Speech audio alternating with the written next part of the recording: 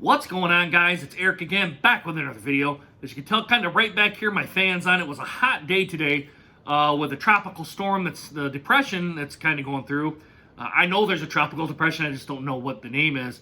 It's kind of throwing showers our way. I'm kind of looking out my bay window right now. The wind's kind of kicking up, dying down as kind of the waves kind of go by here. But nothing that's, nothing. I don't think that anything that's going to kind of be putting power out or anything, but with that being said here, guys, I got a beer review for you guys today. This one comes from the Upper Peninsula of Michigan. And kind of being down here in central lower Michigan, I usually don't see very many, or hardly any, Upper Peninsula beers. And this is the first one that I've actually came across. I think it's the first one that I came across. This one is from Barrel and Beam. These guys are out, they're out of the Upper Peninsula, but I would have to find where. Out of Marquette, Michigan. This one is their Brux. This is a stout. The beer comes in at 8.1% alcohol by volume. Didn't go to Beer Advocate or Rate Beer or anything like that to try to get the IBUs or anything like that. This is just a stout. Some could even say into the Imperial level. I'll go ahead and put it right up here and bring it up here. Some could say it's in the Imperial level at 8.1. I paid $5.99 for this beer. I'm guessing having to come across the bridge and maybe having their own distribution themselves, where they've kind of taken that out and they've got their own truck. Maybe that's why they're charging about $6 for this one. Like I said, it's going to be 8.1%. They're out of Marquette, Michigan. I'll go ahead and put it here so you guys want to go ahead and pause it and kind of read the label. Go ahead. There we go. I've only had this, not this beer, but another beer like it one other time, and I want to say it was a wild ale. It was either the wild ale or the farmhouse ale, but I didn't do a review of it. And I'll admit, it's kind of escaping me kind of what that tasted like or even what kind of beer it was. So we'll just go ahead and leave it at that. Like I said, 8.1%. It's a stout. They kind of want you to put it in a tulip style glass, which I don't. I just have my regular kind of lager style glass, my bad brewing glass. These guys are out of Mason. I really have to go over there and give these guys some of my business here because I'm all for small businesses. I'm not real big into the craft beer scene, as I say that as I'm wearing a Braxton Labs t-shirt. But I like kind of all kind of beers. You guys know, if you've guys seen my beer videos, I kind of go all across the spectrum here. But let's quit jibber jabbering. Let's give this a try. Nice hiss, not very big. I don't know if you guys heard that or not. It wasn't a very big hiss. Let's go ahead and put this in this bad brewing glass. Oh, it's kind of overflowing right now. I didn't realize that. Based on kind of what I heard, I wasn't, there's some, it's kind of dripping on here too. I wasn't necessarily thinking it was going to go over, but it was a little bit, which I'll have to go get a, napkin and take care of this. But here's the stout kind of right now. It's kind of a tannish style head.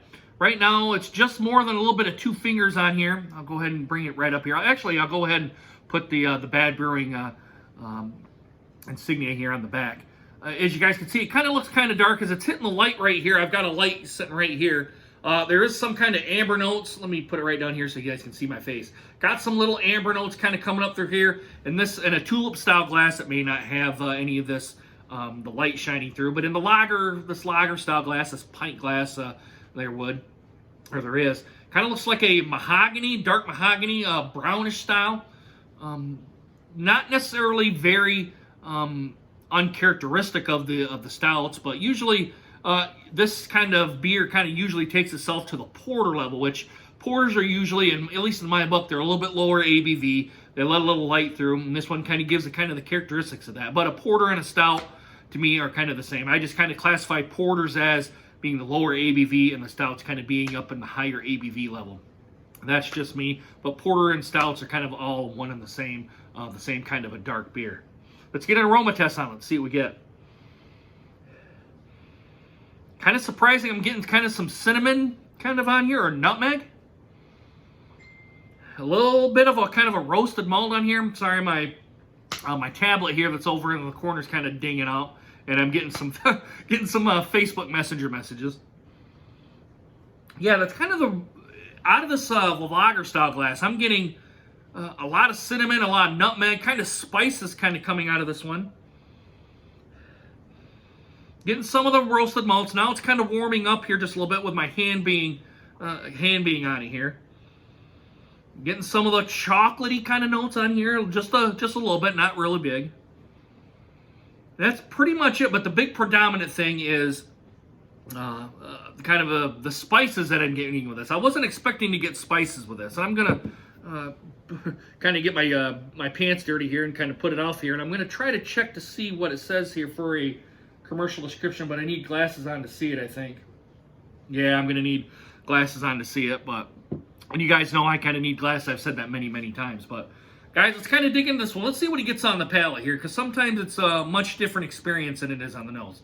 All right, guys, bottoms up. Cheers.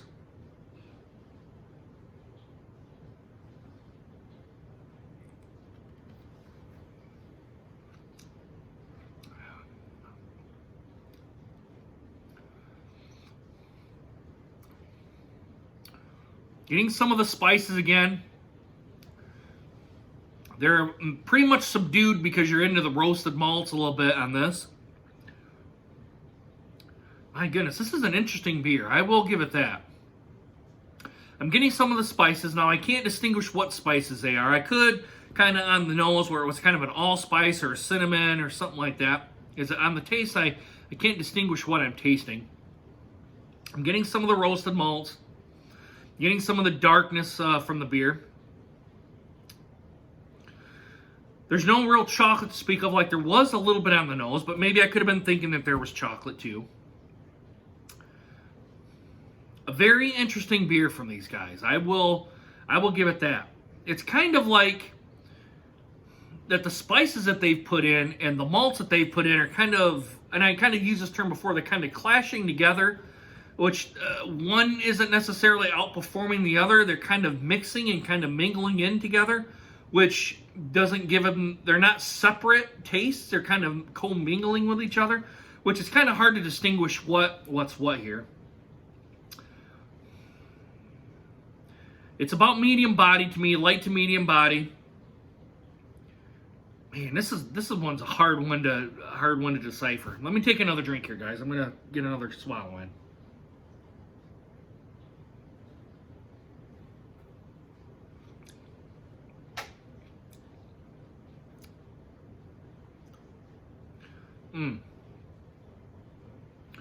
It kind of just tastes like just a regular stout, and your charred malts and the spices are, like I said, they're kind of clashing.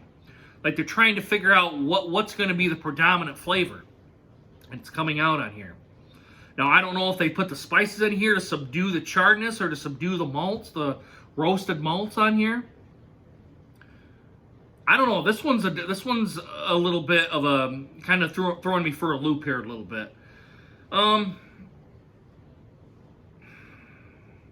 not really wowed by this beer at all. There just isn't really anything. And I'm not saying wow me as like, oh my god, it kind of blowing me back and being, wow, this beer's good, or it's blowing my socks off or blowing air at my skirt.